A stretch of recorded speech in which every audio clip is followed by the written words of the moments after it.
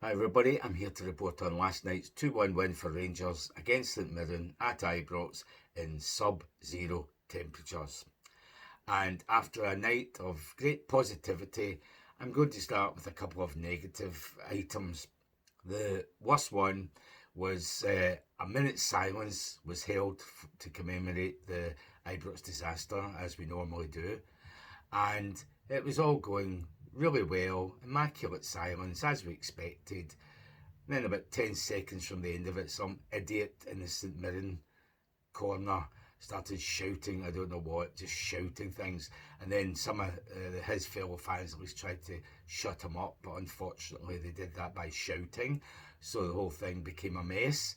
So well done, the St Mirren fans who tried to shut him up, but you should have just waited until the end of the minute's silence. Absolutely disgraceful that some moron can still do that. And he's not even a Celtic fan.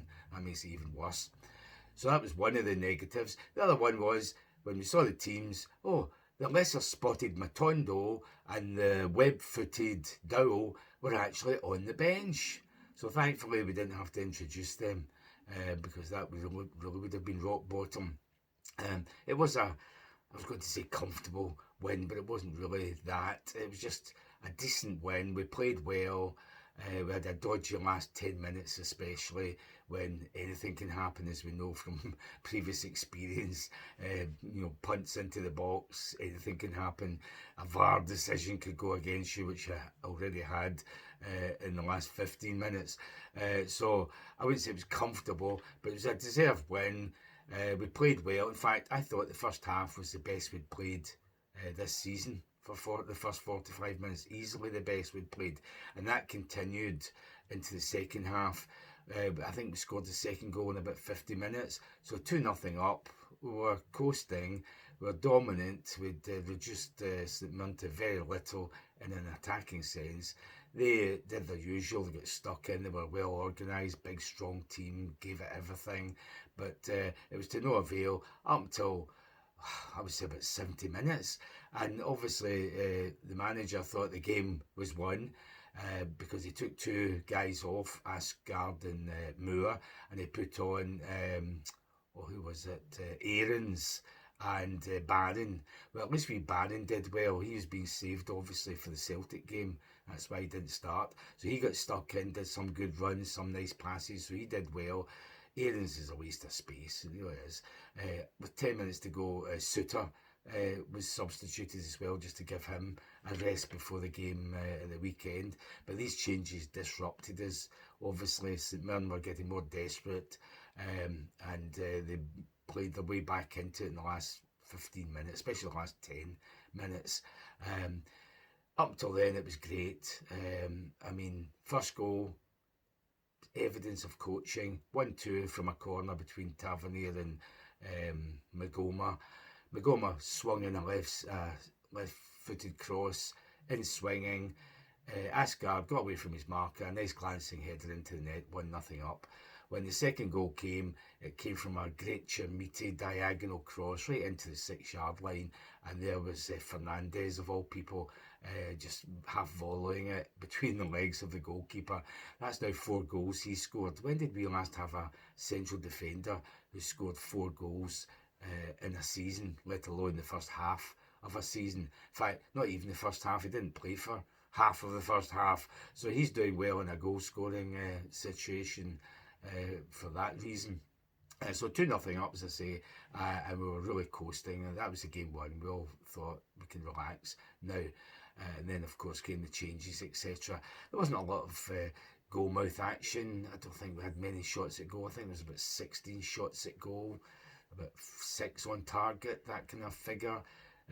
St Mirren had about, I think, 10 on goal, 10 at goal, and about 5 on target. So it was that kind of game, but we felt comfortable, as I say, until the last 15 minutes after the initial subs had been made.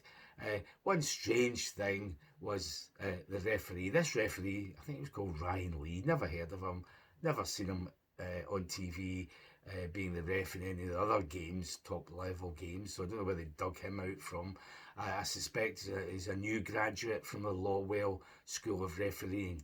In fact, now I think about it, now that Lawwell's been hounded out of Celtic, I wonder if he'll devote more of his time to the Lawwell School of Refereeing, because he's produced some great graduates through the years. You know, Willie Collum, Kevin Clancy, Nick Walsh, Don Robertson, all these guys. He's done really well producing these referees. So he's now, unfortunately for us, he's now got more time to produce even better referees for Celtic. And this was obviously a newcomer. There was once bit in the first half, near the end of the first half actually. Shamiti did well. He got to a ball just outside the box, clash of heads. Shamiti went down, the game played on. Moore got the ball. Decent dipping shot at goal. The goalie palmed it onto the bar. It came out. Desama shot it back into the box, but it was wayward. St Mirren guy cleared it outside the box. Diamandi got the ball. We're about to start another attack when he blows the whistle for a head knock for Chermiti. Fine. 2 minutes of attention. He takes the ball and he gives it to their goalie to restart the game. I mean, we had possession. We were about to start yet another attack when they blew the whistle and he gave the possession back to them instead of to us just outside their box. Unbelievable. That's just shocking. He must have a very short memory, this referee. You think the fourth official would have told him in his ear, that's Rangers' ball for the restart, but no. Even worse, 50 minutes from the end, St Mirren have an attack. The ball's cleared. The play continues for about another minute, and then what's this? Oh, stop for a VAR check. About a minute of play afterwards, the ball's up the other end, and then he goes to the monitor, this Ryan Lee, he looks about 17 by the way, and he decides it is a penalty for St Mirren. And when I saw it back, nobody knew what had happened. There was no claims or anything. So when I saw back on sports seeing what happened, the guy fires it at him from about, I don't know, 4 yards away. And he's actually half turning. Fernandez is half turning his body away, and the arm that it hits is back the way. He's pulling it back out the way. He's not sticking it out to try and stop it. He's not sticking it out forward or to the side for any reason. He's just pulling it back away from the ball, and it hits him.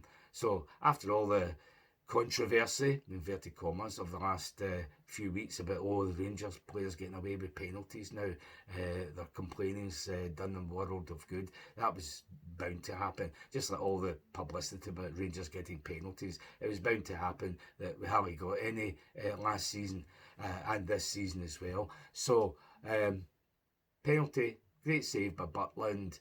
At least the injustice was corrected, I would have said. And then 5 minutes later, they get a corner, unchallenged, the guy goes up and heads it. Butland does a great save, bounces, it comes out to the other guy, Mandro, and he heads it unchallenged into the net. So that was a poor goal to lose, and it was all desperation from St Mirren and us for the last 10 minutes from then on. But we held on, a deserved win. Celtic losing, we're only 3 behind them, we're only 6 behind Hearts now, so who knows, if we can at least avoid defeat against Celtic, we're in a title race, I would say. The biggest positive I've said for the end, Chermiti, his best game easily since he came here. He was more like a striker. He didn't get any chances set up for him, so you can't say, he didn't score. But this is the sort of play that, at least if he can do this, he's going to be a valuable member of the team. He was challenging for everything, winning balls in the air, bringing the ball down on his chest, collecting it with his feet and controlling it, laying it off to his teammates, passing it nicely forward or to the side or even backwards, and then running on. Few good runs, battling with the likes of Gogic and the guy Phillips, a couple of Neds that are really strong, and he was taking them on and staying on his feet and battling away. And he really had a great game. He created the second goal with that great diagonal cross, so that really cheered us up. He got a standing ovation as he went off because he was obviously knackered, and look at the difference. Danilo came on and proceeded to do nothing.